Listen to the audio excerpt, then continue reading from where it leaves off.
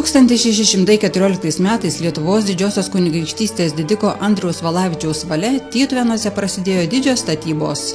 Jo noru sparčiai kilo nedidelis vienuolynas 12 vienuolių ir bažnyčia, kurioje numatė savo šeimos mauzoliejų. Todėl šiandien po 400 metų Tytuvėnų miestelio centre visus pasitinka Tytuvėnų švenčiausios mergelės Marijos, Angelų karalienės bažnyčios ir Bernardinų vienuolyno ansamblis. Tai vienas įdomiausių ir didžiausių 17-18 amžiaus sakralinės architektūros kompleksų Lietuvoje, pasižymintis gotikos, renesanso ir baroko dermė. Nebejoju, kad tai yra viena iš svarbiausių vietų piligriminė prasme, kaip šventovė, kaip piligrimystės vieta, kaip architektūrinis ansamblis, juk ne veltui mes Tytuvėnus vadinam baroko ansambliu, Žemaitijos ir visos Lietuvos baroko perlu. Ir tai, kad čia yra ir bažnyčia, ir vienuolynas, ir Kristaus kančios laiptų koplyčia, ir ta vieta yra gyva, ir lankoma ir tikinčiųjų. Prieš porą metų ansamblį nuniokojo didžiulis gaisras, kurio padariniai buvo skaudūs, tačiau jie suvienijo bendruomenę vieningam tikslui – atgaivinti jį naujam gyvenimui. Neliko nuošalė ir aukščiausia šalies valdžia. Jis skyrė lėšas remontui, o tikintieji savo dėmesį, rūpestį ir širdžių šilumą. Apie investicijas galiu pasakyti, kad bažnyčios fasadam yra skirta 3 milijonai, bažnyčios stogam yra skirta 2 milijonai 229 tūkstančiai, tai bendra suma gaunasi apie 5 milijonus, būtent bažnyčios fasadų ir stogui. Taip pat vienuolynui skyrė iš vyriausybės biudžeto, 2014 metų vyriausybės biudžeto skyrė 1 milijoną vienuolyno atstatymui. Ir kada žada pasibaigti visi jau darbai? Žinokit, visi darbai pasibaigs, ko gero spalį. Ar bus šventė? Tikimės. Minint 400 metų mes, aišku, be jokios abejonės turim prisiminti ir tą 400 metų istoriją. Šiandien buvo kalbama apie fundatorius bažnyčios, apie Lietuvos didžiosios kunigaikštystės didikų Valavičių giminę. Aš visada tokiais atvejais primenu, kad sovietmetis buvo laikotarpis, kai buvo bandoma ištrinti iš mūsų atminties ne tik pačią bažnyčią, bet ir tą fundavimo tradiciją. Ir ji pamažu atgimsta. Štai ir šiandien girdėjom, kad fundatorių dėka buvo įrengtas naujas altorius. Pamažu tai sugrįžta į mūsų sąmonę, į mūsų gyvenimą, į mūsų tradicijas. Tai štai ši vieta, džiaugiamės, kad jinai nėra, netapo muziejumi. Tai yra vieta, gyva vieta, į kurią ateina tikintieji, kur tikrai yra labai mėgstama ir ne tik parapija žmonių, kurie čia labai nepaprastai aktyvus, bet ir visos Žemaitijos ir daug svečių sulaukia iš visos Lietuvos.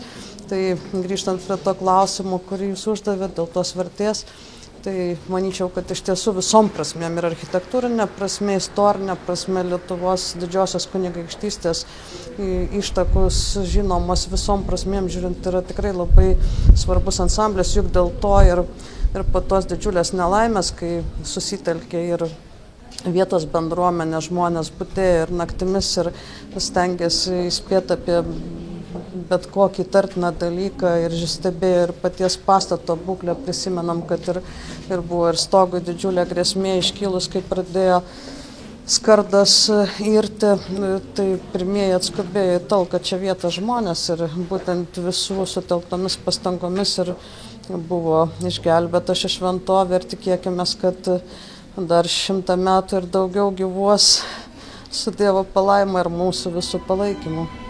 Švęsti 400 metų ansamblio jubiliejų regis susirinko visas miestelis bei garbingi svečiai iš visos šalies. Nepraleido progos šventėje apsilankyti ir Lietuvos Respublikos ministras pirmininkas Algirdas Butkevičius. Lietuvos Respublikos vardu nuoširdžiai sveikinu Jūs Tytuvėnų bažnyčios ir vienuolyno ansamblio 400 metų jubiliejaus proga. Unikalus savo istoriją, architektūrą ir dailės kūriniais Tytuvėnų bažnyčios ir vienuolyno ansamblis yra vienas iškiliausių sakralinės architektūros šedevrų Lietuvoje. Tai didingas mūsų tautos dvasios paminklas, liudijantis gyvą tikėjimą, meilę Dievui, bažnyčiai ir tėvynei. Čia prasmingai persipina tautos ir bažnyčios istorija. Mylėjai, sveikindamas jūsų šio jubiliejaus progą, linkiu ištvermės ir visokeriopos sėkmės jūsų sumanimams ir darbams, skleidžiant tikėjimo šviesą mūsų tėvynei.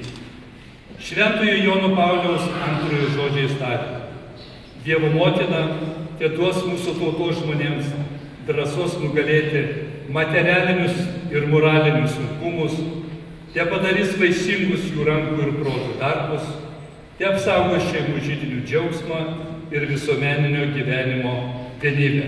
Ir baigdamas norėčiau ekscelencijai įteikti kuklę dovaną paveikslą. Ačiū Jums.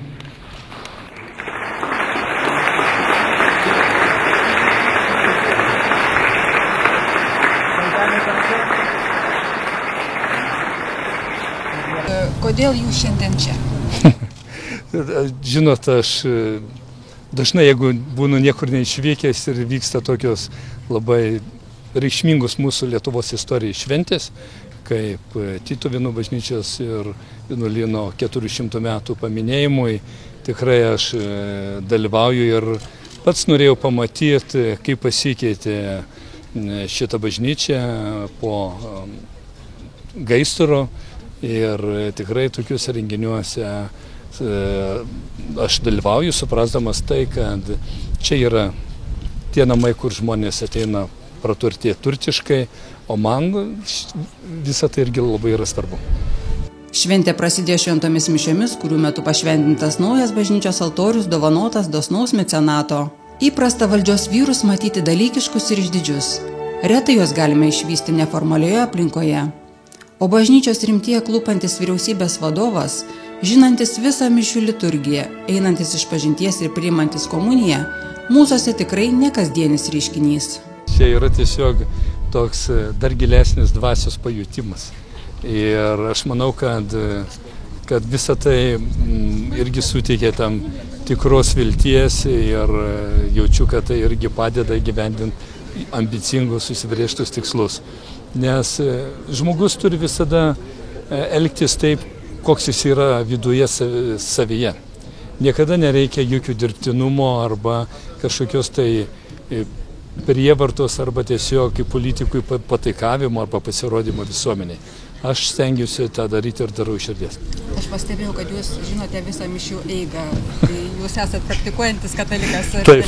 Ir žadėjot važiuoti savo krikšto vietą. Jums svarbus tikėjimas? Labai svarbu. Mano visai, galiu pasakyti, ir dabar, kada visai giminiai, ir mano mama, mamos seseris labai tikinčios ir kada jau turiu kitą, kada vedžiau, sukūriau šeimą irgi yra to paties tikėjimo. Tytuvėnai švenčia. Regis bažnyčioje susirinko visas miestelis. Gyventojai už gerus darbus dėkodami nuoširdžiai plojo visiems neabejingiems ir prisidėjusiems prie ansamblio atstatymo. O brolis pranciškonas Astijus ugninga kalba ragino atsigręžti į garbingą protėvių praeitį ir iš jų perimti siekį remti bažnyčią, rūpintis valstybės gerovę ir iš širdis įsileisti tikėjimą, jame atrasti naujų jėgų ir dvasinį įkvėpimą. Šiandien, aš manyčiau, mes turime mokintis tikrumo. Klaidų visi mes padarysime. Ir todėl mušamės į krūtinį ir sakom, esu kaltas, esu labai kaltas. Bet turi būti tas užtaisas. Ir mėly šio krašto žmonės, tos tikrosios Lietuvos, tikrosios Žemaitijos širdie. Dievas te duoda jums stiprybės. Būkite tikri žmonės. Kai liūdite, liūdėkite. Kai džiaugiatės ir dalinkite tą džiaugsmą. Bet svarbiausia, kad tikrumas būtų jūsų širdį. To nori Dievas iš jūsų ir to nori kiekvienas artimas, su kuo bendraujam. Gražios jums šventės ir Dievo palaimos. Bački.